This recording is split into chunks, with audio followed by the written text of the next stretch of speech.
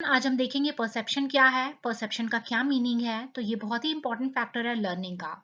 इसका हम मीनिंग देखेंगे, इससे रिलेटेड हम थ्योरीज देखेंगे और साइकोलॉजिस्ट परसेप्शन को कैसे डिफाइन करते हैं ये भी हम देखेंगे। हाय, मैं ऋचा गिरी, मेरे चैनल लर्निंग विद ऋचा गिरी में आपका बहुत बहुत स्वागत है। तो देखते हैं परसेप्शन क्या है। परसेप्शन एक ऐसा प्रोसेस है जिसमें हम जो भी हम सेंस ऑर्गन से लेते हैं, जो भी चीज़ को, उसको हम रिकॉग्नाइज करते हैं और इंटरप्रेट करते हैं। तो जो भी चीज़ हम इन्वायरमेंट से लेते हैं या इंटरैक्ट करते हैं जिस चीज़ से, फिर उस चीज़ को हम रिकॉग्नाइज करते हैं और उसको हम अपनी भाषा में या अपने तरीके से समझते हैं, वही परसेप्शन है। इसे थोड़ा और अच्छी तरीके से हम देखेंगे। तो परसेप्शन एक ऐसा प्रोसेस है जिसमें हम अवेयर होते हैं कि क्या घटना घटा है या क्या चेंजेस हुआ है। तो ये चेंजेस किसी ऑब्जेक्ट के बारे में हो सकता है, किसी चीज़ की क्वालिटीज़ के बारे में हो सकता है या रिलेशंस के बारे में हो सकता है, जो हम अपने सेंस ऑर्गन्स के द्वारा करते हैं। तो जैसे किसी चीज़ का सेंस करना, वो हमें नॉलेज नहीं देता है। जैसे किसी चीज़ को हम स्मेल कर रहे हैं, तो वो हमें नॉलेज नहीं देगा जब तक हम उसको अपने तरीके से अनुभव नहीं करेंगे या इंटरप्रेट नहीं करेंगे। तो कोई चीज़ को हम देखते हैं या फिर किसी चीज़ को हम स्मेल करते हैं या फिर किसी चीज़ को हम सुनते हैं और उसके बाद जब हम इंटरप्रेट करते हैं, मतलब उसकी मीनिंग निकालते हैं और उसको डिफाइन करते हैं, तो वही परसेप्शन होता है। तो जब सेंसेशन की मीनिंग आती है, उसे ही हम परसेप्शन कहते हैं। तो परसेप्शन क्या होता है? जब सेंस ऑर्गन द्वारा हम सेंस करते हैं किसी चीज को, प्लस उसके बाद उसकी मीनिंग निकालते निकालते हैं, तो वो परसेप्शन है। जैसे हम कहते हैं कि दो लोगों का परसेप्शन अलग अलग है, या फिर कभी कभी हम आम बोलचाल के भाषा में कहते हैं कि वो बहुत ही पॉजिटिव परसेप्शन का आदमी है, या वो बहुत ही पॉजिटिव परसेप्शन की औरत है, या मेरा परसेप्शन आपके परसेप्शन से नहीं मिलता है, या आपका और मेरा परसेप्शन सेम है। तो ये कहने का ये मतलब है कि जो हम सेंस कर रहे हैं जिन चीज़ों को, और उन वो सेंस करके जिस चीज़ का मीनिंग निकाल रहे हैं, उसी के बारे में बात की जा रही है। तो कभी-कभी 2 लोग सेम चीज़ सेंस करते हैं बट डिफरेंट मीनिंग निकालते हैं, तो उनका परसेप्शन डिफरेंट है। कोई-कोई लोग जो है जब सेंस करते हैं तो मीनिंग सेम तरीके से निकालते हैं, सेम तरीके से उसको समझते हैं। तो इसका मतलब हम कह सकते हैं उनका सेम परसेप्शन है। तो परसेप्शन जो है वो केवल सेंसेशन पे डिपेंड नहीं होता है, बल्कि जब परसेप्शन को हम एक्सपीरियंस करते हैं या फिर उसकी मेमोरीज होती हैं हमारे पास पहले से, या फिर उसके बारे में कुछ आइडियाज हम आते हैं, अपने आइडियाज लाते हैं पास्ट एक्सपीरियंस से, तो वो परसेप्शन कहलाता है। तो सबसे पहले परसेप्शन, सबसे पहले चीज़ों को सेंस करना, फिर उसको इंटरप्रेट करना, और वो इंटरप्रिटेशन जो होता है वो एक्सपीरियंस के माध्यम से होता है, मेमोरीज के माध्यम से होता है, या अपने आइडियाज जो हम लेते हैं अपने पास्ट एक्सपीरियंस से, उनके माध्यम से होता है। तो उससे जो मीनिंग निकलता है उसी को हम परसेप्शन कहते हैं। जैसे कोई स्टूडेंट है, वो अपने स्कूल डेज में अच्छे से पढ़ रहा है क्योंकि उसको एक होप है अपने फ्यूचर को लेके कि वो अच्छा करेगा। तो यहाँ पे जो वो सेंस कर रहा है वो चीज़ों को, वो अपने एक्सपीरियंस, अपने मेमोरीज और आइडियाज से कर रहा है, क्योंकि उसे फ्यूचर में कुछ करना है। तो जो भी चीज़ों को वो परसीव कर रहा है, वो अपने फ्यूचर को अच्छा बनाने के लिए कर रहा है। आगे हम डेफिनेशन देखेंगे कि परसेप्शन को कैसे कैसे साइकोलॉजिस्ट ने डिफाइन किया है। तो according to S S Sargent, perception क्या होता है? तो परसेप्शन का मतलब है both the physical act of receiving sense impression and interpreting these impressions. तो जैसा कि हमने पढ़ा कि ये दोनों ही फिजिकल एक्ट को कहते हैं। जैसे हम सेंस ऑर्गन से जो रिसीव करते हैं इंप्रेशंस, और उसके बाद हम उसको इंटरप्रेट करते हैं, मतलब अपने मीनिंग में उसे बदलने की कोशिश करते हैं। तो यही एस एस सर्जन ने का कहना है। और according to R S Woodworth and D G Marquis, perception is a process of getting to know object an objective fact by the use of the senses. तो दोनों का लगभग मीनिंग सेम ही है कि परसेप्शन वो चीज़ है कि जब हम किसी ऑब्जेक्ट को जानते हैं और उसके और अपने सेंस ऑर्गन्स को यूज करके उनके ऑब्जेक्टिव फैक्ट्स को जानते हैं। देखते हैं हम जस्टाइल प्रिंसिपल ऑफ परसेप्शन। तो जो जर्मन साइकोलॉजिस्ट थे अर्ली सेंचुरी के, उनको हम जस्टाइल थ्योरिस्ट कहते हैं। उन्होंने विजुअल परसेप्शन को प्रपोज किया है, इस थ्योरी को प्रपोज किया है। तो जस्टाइल का मीनिंग क्या होता है? इसका मीनिंग होता है पैटर्न या कॉन्फ़िगरेशन या फिर यूनिफाइड होल, जिसे हम एक रफ वे में कह सकते हैं। जब चीज़ों को हम एक साथ रखते हैं तो एक होल ऑब्जेक्ट बनता है। तो जब किसी छोटी-छोटी चीज़ों को हम एक साथ रखते हैं, उसके पार्ट्स को, उसका होल ऑब्जेक्ट बनता है।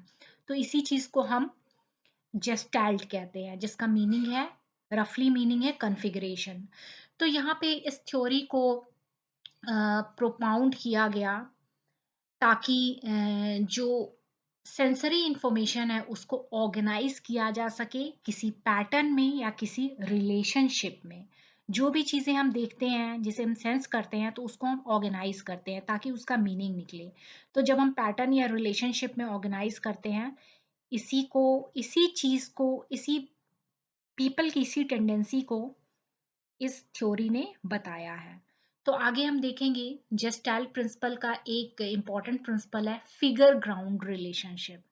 तो अभी हम सारी चीज़ों को छोड़ देते हैं और केवल इस तस्वीर की ओर ध्यान देते हैं। आपको क्या दिख रहा है? या तो आपको दिख रहा होगा 2 लोग जो कि एक दूसरे के सामने फेस किए हैं, या तो आपको दिख रहा होगा एक जार, एक वास दिख रहा होगा जिसमें फ्लावर रख सकते हैं। तो यहाँ पे कहने का अर्थ है कि एक आदमी का 2 परसेप्शन हो सकता है और फिगर ग्राउंड रिलेशनशिप को शो किया गया है। तो यदि हम इसको ग्राउंड मानते हैं, ये दोनों बॉडी को, ये दोनों फेस को, तो हमारा फिगर जो होगा ये होगा जार। और यदि हम इस जार को ग्राउंड मानते हैं तो हमारा फिगर जो होगा ये 2 फेस। तो इसी को कहा गया है फिगर ग्राउंड रिलेशनशिप। आप ध्यान से देख सकते हैं इस फिगर को। जेस्टाल्ट का दूसरा प्रिंसिपल जो है वो प्रिंसिपल ऑफ प्रॉक्सिमिटी है। तो यहाँ पे क्या बोलने की कोशिश हो रही है कि जो ऑब्जेक्ट्स एक दूसरे से जितने क्लोज होते हैं उन्हें एक ग्रुप में रखा जाता है। जैसे हम ए को देखेंगे और बी को देखेंगे, यहाँ पे ए में जो सारे ऑब्जेक्ट्स हैं वो एक दूसरे से इक्वली क्लोज हैं, तो ये एक ग्रुप के हो गए। और बी में देखेंगे कि ये फर्दर 3 ग्रुप्स में डिवाइड हम कर सकते हैं इसे। जैसे ये 2 लाइन का एक ग्रुप, ये 2 लाइन का दूसरा ग्रुप, ये 2 लाइन का तीसरा ग्रुप। नेक्स्ट हम देखेंगे प्रिंसिपल ऑफ सिमिलैरिटी। तो यहाँ पे जो है इस प्रिंसिपल के अकॉर्डिंग जो चीज़ें एक दूसरे से सिमिलर दिखती हैं उन्हें एक ग्रुप में रखा जाता है। जैसे यहाँ पे हम देखेंगे ये दूसरे कलर का है, फर्स्ट वाला येलोइश दिख रहा है। उसके बाद जो ये ब्लू है, तो हम ब्लू ब्लू को एक साथ कैटेगराइज कर सकते हैं और येलो येलो को हम एक साथ कैटेगराइज कर सकते हैं। जैसे हम गेम्स में भी देखेंगे क्रिकेट या फुटबॉल में जो एक टीम होती है, इंडियन टीम की जर्सी दूसरे कलर की होती है और किसी दूसरे कंट्री के जो प्लेयर्स होते हैं उनकी जर्सी दूसरे कलर की होती है। यहाँ पे फुटबॉल गेम का भी एग्जाम्पल दिया हुआ है कि उनके यूनिफॉर्म्स के हिसाब से हम उनको कैटेगराइज करते हैं कि ये इस टीम के प्लेयर हैं। नेक्स्ट जेस्टाल्ट प्रिंसिपल है जिसे हम कहेंगे कंटिन्यूटी। तो यहाँ पे ये बोलने की कोशिश है जो उन चीज़ों को हम परसीव करते हैं जो कि कंटिन्यूअस दिखती हैं हमें, स्मूथ फ्लोइंग में दिखती है, rather देन वो ब्रोकन लाइंस या जैग्ड होती हैं। जैसे यहाँ पे हम देखेंगे कि इसको हम ऐसे कंटिन्यूअस देख लेंगे कि ये लाइन इस तरीके से कंटिन्यूटी मेंटेन कर रही है, ये लाइन इस तरीके से कंटिन्यूटी मेंटेन कर रही है। तो इसको हम अलग-अलग ब्रोकन लाइंस में नहीं देखेंगे, एक कंटिन्यूअस और स्मूथ फ्लोइंग लाइंस में हम इसको परसीव करेंगे।